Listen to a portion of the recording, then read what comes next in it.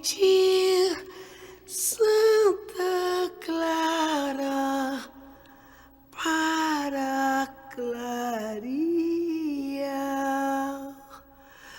Vou pedir Santa Clara para me ajudar.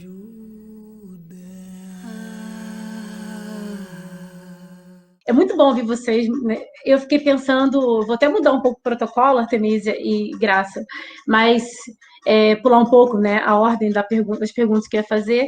E vocês tocaram na questão racial, né? E porque tem uma questão que envolve a gente, e eu estou pensando enquanto mulheres negras aqui nessa live aqui, que é uma questão de raça, envolve questão racismo, envolve sexismo, mas também perguntando para vocês, assim, vocês estão no Brasil e tem uma questão geopolítica, né? Porque tem essas imagens da África, essas imagens estereotipadas, como vocês mencionaram, né? Preconceituosas, enfim. E como é que vocês se veem? Eu queria que vocês falassem um pouco sobre isso. E aí seria a minha segunda pergunta, é que nos últimos anos tivemos uma ampliação das discussões em torno do racismo e do sexismo no Brasil.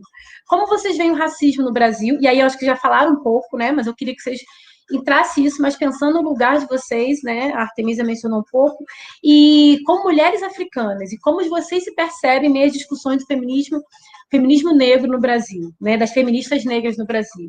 Porque para além de questões que nos identificam, como a questão racial e a questão de gênero, né? Mas tem uma questão da geopolítica pensando na origem, né? Eu queria que vocês ouvissem, eu queria ouvir um pouco de vocês. A Artemisia caiu, agora que eu vi. Artemisia, conseguiu me ouvir? Oi? Conseguiu me ouvir? Oi, consegui sim. É porque alguém está me ligando, eu estou mudando do telefone para computador. É isso. Eu consegui, mas eu deixo a Graça responder primeiro para eu depois falar. Eu acabei mudando um pouquinho a ordem, porque vocês já foram falando, então já vou aprofundar, queria ouvir um pouco de vocês né, nesse lugar que vocês se percebem aqui, nessa discussão sobre feminismo, sobre relação de pensando sexismo, pensando racismo, mas que tem uma geopolítica aí, né, pensando esses olhares para a África, né, e eu queria ouvir um pouco de vocês. Pode falar, Graça, se quiser continuar. Em primeiro lugar, assim, Fernanda, eu me via enquanto mulher, nesse corpo de mulher, mas um posicionamento político afirmativo para falar sobre África. Então, eu já me vi que eu precisava, lá na década de 90, trazer essa abertura para falar sobre África, porque é uma África totalmente estereotipada, como a Artemisia colocou muito bem, e que nós esse silêncio nos incomodava, porque eu não via a África em lugar nenhum, e principalmente com relação a se colocar como mulher perante a sociedade brasileira. A primeira coisa que eu me deparei é de uma grande solitude da mulher negra brasileira, africana, na diáspora também. Eu engordei também essa coisa, porque o meu posicionamento era de que por que eu preciso casar? Por que eu preciso casar para ser dita como bem-vinda à sociedade? Eu sempre me coloco muito, porque eu moro numa cidade pequena de 200 mil habitantes, em que as pessoas, sim, tem muitos negros aqui, sim, graças a Deus, mas que eu via a sociedade negra muito à margem, no sentido até ela mesmo não queria discutir esse posicionamento.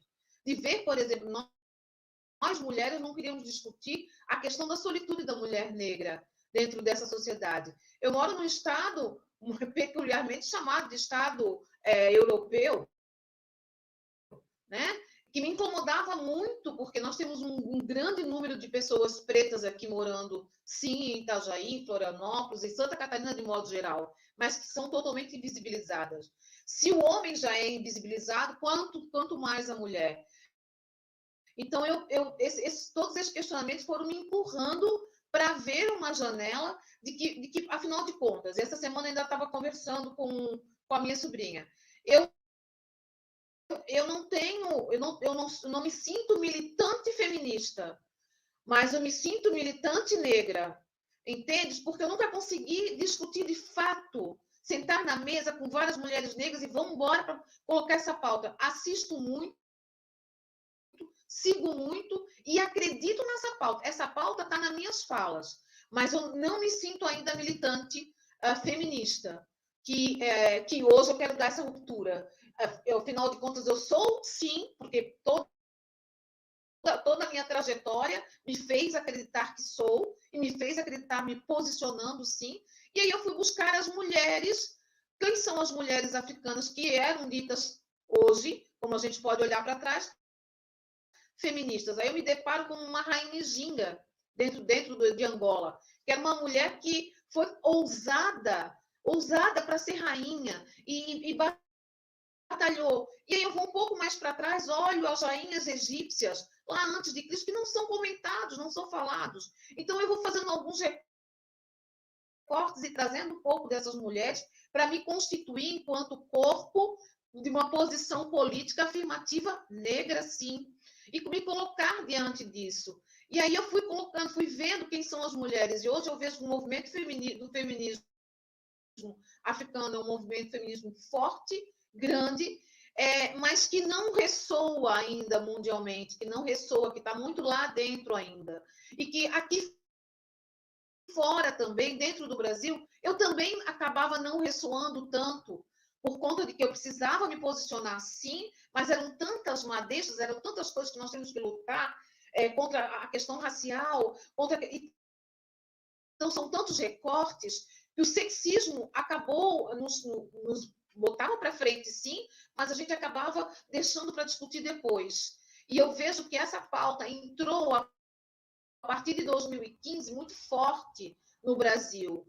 E aí sim eu me posicionei, aí sim eu quis debater. Então eu percebo que a questão do sexismo, a questão está intrínseco, sim, não tem como dissociar, né?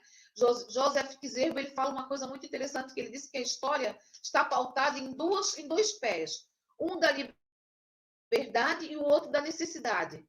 O da liberdade é a parte criativa da história, é quando eu quero botar para frente, eu quero...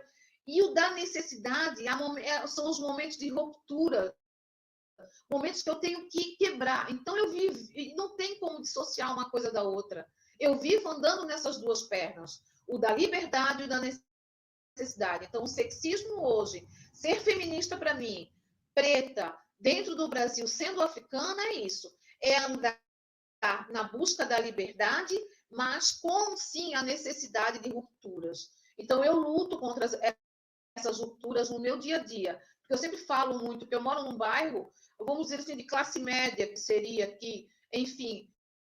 Mas eu moro com várias igrejas católicas, evangélicas e tal, e nunca, eu sempre digo assim, nunca me convidaram para nada, por conta de que bom que não me convidaram, na parênteses, mas tudo bem.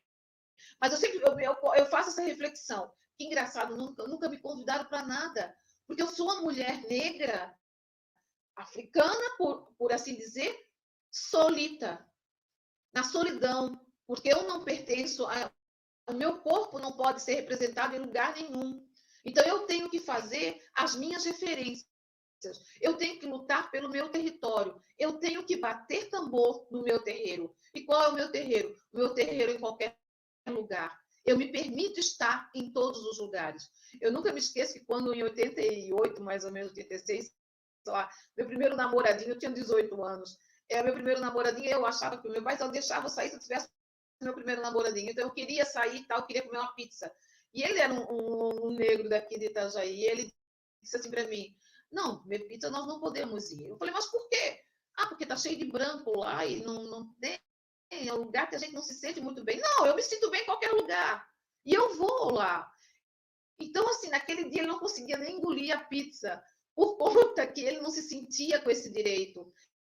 Então, eu dizia assim, não, eu tenho esse direito. Então, desde cedo, eu já me posicionei nessa questão. Eu tenho o direito de estar em todos os lugares e é contra isso que eu luto, sim. É contra essa pauta de ser, sim, contra o racismo, ser, sim, contra esse sexismo e nessa questão de pautar entre a liberdade e a necessidade. São nessas duas pernas que eu fico andando. Tá bom? Vou pedir Santa Clara para